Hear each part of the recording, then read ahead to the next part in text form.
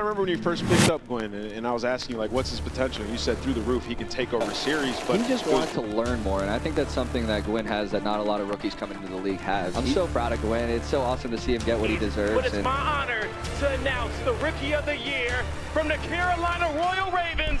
Make some noise for Gwinn! I'm pitching him. I got one. I got two. Water bridge. I'm gonna play first base cutter, right?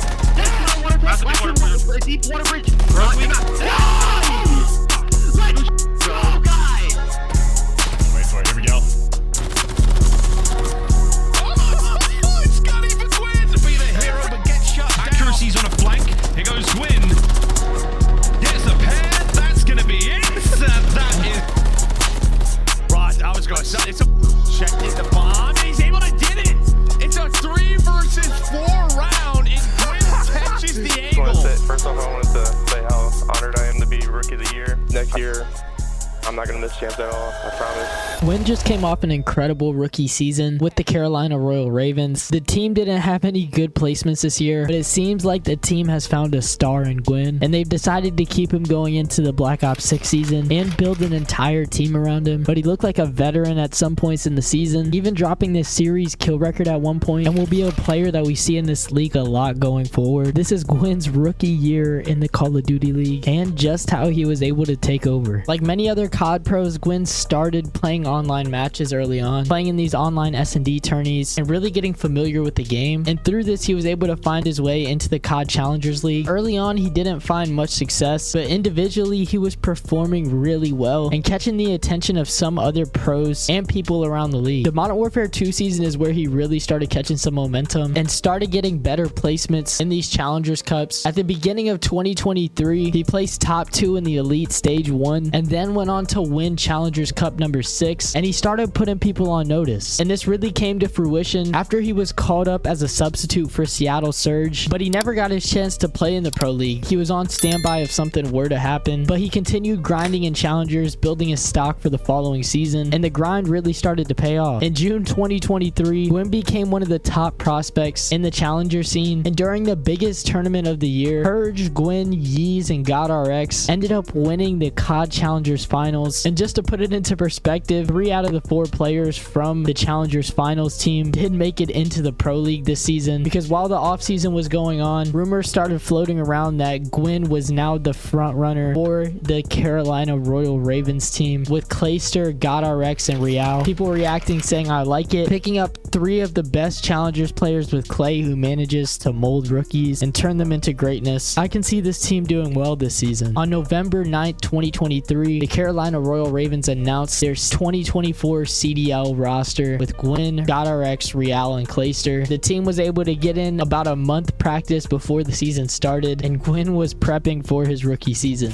Carolina really struggled to find their identity early on, and it really showed how far behind they were during the Major 1 qualifiers. Granted, this team didn't look that great on paper, but they did have some promising rookies alongside Clayster, and during Stage 1, they really struggled online. In their first match, Gwinn got his welcome to the league moment when he got 3-0'd in their first series versus Miami, but ended up bouncing back on opening weekend against Vegas, and this was the first series where Gwinn really started showing hints of his potential in the league. What made this series even better was that they got a reverse sweep, and Gwinn had a great performance, being the kill leader for both teams. But this would really be their only highlight for Stage 1, because after this game, the Ravens and Gwinn really struggled throughout the rest of the stage. Real left after a few matches because he was dealing with visa issues, and TJ Halley joined the team. And then as GodRx continued to struggle, Carolina eventually released him for felony, and GodRx retired from Call of Duty. So there was a lot going on in Stage 1. Finally, towards the end, they started finding their footing and solidified their roster with Gwinn, TJ Halley, Fellow, and Clayster. Even with all these roster changes, Gwinn still managed to put up a 1.08 KD, but the struggles would continue. They had to lock in because Major 1 was right around the corner in Boston, and it was the first time the team would be playing playing together in person. Now, this team was already better than all the previous rosters that they had tried to form throughout stage 1, but Gwinn was looking like a solid SMG, and everybody had high hopes for him. He had proven himself through the Challengers League, and this was only his first few matches in the pros. He just needed some structure and help to get going, and during these LAN events, Clayster and Fellow always played better, whereas Gwinn kind of struggled more throughout the LAN. But even just teaming for only 2 weeks, they showed up at Major 1 and won their first match against the former champs NYSL. This team looks gross on LAN. Glad to see you guys push forward. And they started in losers bracket to play against the Seattle Surge. And there was a rivalry forming because on Seattle, Abuza was one of the top prospects going into this season. And for Carolina, Gwinn was also another top prospect. And so they battled it out this entire season, and this will be the first time they matched up against one another on LAN. But in this series, Seattle got the better of them. And because they started in losers bracket, they were eliminated top 8, winning $7,500, with Gwinn having a .87 for this event. And during Major 2 qualifiers, things would not get easier. However, Gwinn was performing really well in these online matches, and he used his poor performance at Major 1 as motivation for the next split. At this point, the conversation for Rookie of the Year was heating up. We had rookies like Abuza and Gwinn at the top. There was also people like Linz and Estriel who were also in the conversation, but Carolina continued to struggle, and in their first 2 games against NYSL on Boston Breach in stage 2, they ended up losing. Fans were feeling frustrated, but the players were also starting to feel extremely frustrated. They matched up against Seattle once again and beat them in an online match, and Carolina really had a few series that could have gone either way, but it was clear the frustrations were really starting to boil over, because in their final match in stage 2 against Vegas Legion, they got 3-0'd, and Gwinn said, "I don't know how we lose to that, but whatever, GG's Vegas, their beast, lost 3-0, and he was clearly frustrated, but posted a 1.07 in stage 2. And while Gwinn struggled in S&D, the Ravens were really trying to find their footing, as they were kind of stuck in like the top 10 at this point. They had the chance to turn things around at Major 2 Miami, and this was probably their best LAN event. This event allowed Carolina to prove themselves and to break into the top 6 conversation, but also helped Gwinn become the front runner for Rookie of the Year. I know individual achievements aren't everything. This was a major storyline throughout the CDL season, and Gwinn was already receiving respect around the league, similar to that he had in Challengers, because people can recognize his talent despite not being on a great team. But having a veteran like Clayster behind him must have really helped him throughout the season to learn how to communicate at a pro level and to play at a pro level. But they started Major 2 Miami in losers bracket, and their first game would be against the Miami Heretics. They came out swinging in this event and had a dominant 3-0 victory in their first series, with Clayster popping off in the S&D. Gwinn was their most vital weapon in these respawns and could really push the pace on every single map, but it was a more difficult matchup ahead of them because they had to play Vegas Legion, who was already in the conversation for being in the top 6 teams, meaning a win here would be significant and would really send a statement to the rest of the league. And this was one of my favorite series of the season. I was there in person, and the crowd was going crazy throughout the series. There's a little storyline behind this as well, because Clayster revealed that he did actually want to pick up Purge over Gwinn in the offseason. Gwinn and Purge teamed together when they won champs, but he found out that Purge called him trash and he didn't even want to team with him anymore. I wanted Purge really bad in the offseason. Purge, I wanted it super bad over Gwinn. I've told Gwinn this story.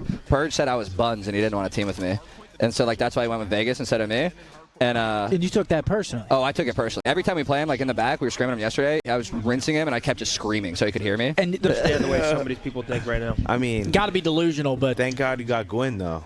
Dude, it worked out, bro. That kid's a Look shooter. at God. That kid's Look a at shooter. God. he is a shooter. So this match meant a little more to him, and Purge actually made the play that costed Legion the game in round 11. Carolina iced up and went on to play the top 4 team NYSL. They got swept by NYSL, ending their losers bracket run, but they had a really solid major. I am proud to be a Ravens fan. I'm glad the boys are moving to North Carolina. Watch out for Major 3 qualifiers. This was their best event of the season, and they ended up placing top 6 in Miami. Carolina announced that they were moving to a team house to be all together for these online matches, which would definitely help with the team chemistry, and they had the best strength of schedule going into stage 3. Now, Carolina was supposed to host Major 4 in Raleigh, North Carolina, but announced that right before stage 3 that they could no longer do it due to a multitude of issues, and it was a major letdown for the community. But despite this sad news, Carolina did catch some momentum at the end of Major 2. For stage 3, this is where they really started to settle into being a top 6 team team in the CDL, but that did not last for very long. Gwinn was still performing really well online, even though he struggled a bit in the LAN series, and would have one of his best performances versus NYSL, where he single-handedly carried his team to a win and broke the CDL series kill record and really showed his potential as a Call of Duty pro. Gwinn is insane. Gwinn will be better than Simp when it's all said and done. I mean, this series was pretty incredible, and without him, they would have not been able to take down NYSL. They would go on to win another game against LAG, but then the rest of Major 3 was pretty difficult for them. He finished this stage with a 1.14, and his S&D improved so much online. He had a 1.15 in S&D, and Carolina ended in 6th place, going 3-4, and were able to clinch a winner's bracket spot for the first time this season, going into Major 3 Toronto. But their bracket was not very easy because they had to go up against Optic Texas in the first round, and they did battle it out with Optic Texas. The SMG duel of Shotzi versus Gwinn was really fun to watch, but they ended up losing, playing LAG the following series, where they would go on to take them down, and then the rookies would match up once again in a loser's bracket series. The rookies 0-4 and Abuza versus Gwinn. Unfortunately, Seattle Surge would prevail once again, but Gwinn was really showing out throughout this match and had the best KD despite not being able to clinch these respawns. Gwynn's S&D throughout this major was really solid, as he had a 1.27. This was an off major, but we can see the improvements being made. Top 6 for Champs is still happening. Carolina finished top 8 at Major 3 Toronto, and we're really struggling to break into this top 6 spot once again. But the race for COD Champs was getting extremely tight, and only the top 8 make it. And at this point, Carolina was hovering around 9th and 10th. They would lose some crucial series throughout the Major 4 qualifiers. After they beat LA Thieves, Gwinn tweeted out, "Went 1-1 on the weekend. They always quick to count you out when you're down." And they ended up using that momentum to beat Optic Texas the following week, and their Champs hopes were still very well alive. However, they lost a crucial game to Miami Heretics, being tied for 8th place with Minnesota Rocker, then going on to beat Boston Breach. But at Major 4 Burbank is where things really mattered, and by the end of the Major 4 qualifiers, Gwinn had a 1.25 in S&D and a 1.05 in Respawn, and he was really proving to be a dominant SMG in this league. And at this point, I'm sure Carolina realized that they needed to build around him for the next season, but they had to lock in because their Champs hopes were still alive at Major 4 in Burbank, California. As you can see from the standings, they placed 9th, so they would have to start in loser's bracket, but for the race to Champs, they were tied for 8th place and just needed to win a few series to make it to Champs. But unfortunately, they lost their first match and got 3-0 swept by Toronto Ultra, and it was just a really sad way to end the season. But this funny clip came out of it. Scrap sent Clayster to the desk and ended Gwynn's rookie season. Gwinn had an insane rookie season, and he was celebrated at COD Champs despite not making it with the Carolina Royal Ravens. And at COD Champs on July 19, Gwinn ended up winning Rookie of the Year, and it was the moment that we've all been waiting for. However, there was still some controversy because some people felt like Abuza got robbed, saying personally would have had him behind Estriel and Abuza, but I don't hate it. It would have been easier to justify if he performed better on land and was there to accept the trophy. Even if Abuza and Estriel may have been robbed, I think it goes without saying that Gwinn held his own in a ruthless CDL year with countless roster swaps. I'm not mad at it. Congrats. He's going to be a solid SMG player going forward and will definitely be a problem in this league, and Carolina has decided to build around him for the next season. He got another chance to play at the Esports World Cup, where some controversy arose between Abuza and Gwinn. Before the Esports World Cup, Carolina dropped Clayster and picked up Beans for this event, but that didn't really change too much going into it. They would go on to play Legion in their group play match and beat them 3-1, with Gwinn still showing how good he still was. But they would go on to lose to Optic Texas and then beat Vegas Legion once again, but it was a single elimination bracket, and guess who they matched up against once more? Seattle Surge and Abuza. And Abuza was definitely feeling some type of way from not getting Rookie of the Year, and he let it out this series. Gwinn still performed really well for Carolina throughout this series. Vancouver Surge was just moving different, and Abuza went crazy this series, dropping a 1.33, and they ended up taking the series 3-2, crushing Carolina's key in this single elim bracket, and Abuza called out Gwinn afterwards. Alright.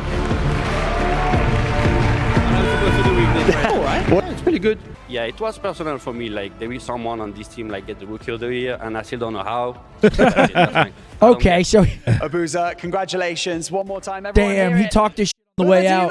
That's a tough one for Gwinn because like you're out. The season's over. Like and he got the last laugh at the end. This is definitely a future rivalry brewing, and I'm all for it. These two were definitely beefing afterward, with Gwinn saying, I've never said anything to this dude. Booza saying, stop acting like you didn't talk trash and Scrims the entire year. He said, brother, if you take Scrim stuff seriously, I don't know. You're a beast. Y'all outplayed us this year. I don't know. It seems like some competition is brewing between these two, and I'm really excited to watch. But for the Black Ops 6 season, Carolina has decided to stick it out with Gwinn. They kept TJ Halley and picked up Slasher and Vivid. Now, this is not 100% confirmed. This is just kind of what I've been hearing throughout the scene. And Saint will be the head coach. Gwinn is going to be really fun to watch. I'm really rooting for this kid going forward in the CDL. So let me know what you think about Gwynn's rookie season. Carolina did really struggle, but I'm sure having Clayster there really helped him get his footing in the league. That said, if you guys enjoyed this video, check out my previous video where I went through 04's rookie season. He showed out as well, and there's going to be a lot of talent to be on the lookout for in Black Ops 6. I hope you guys have a great week, and I'll see you guys in the next video. Until then,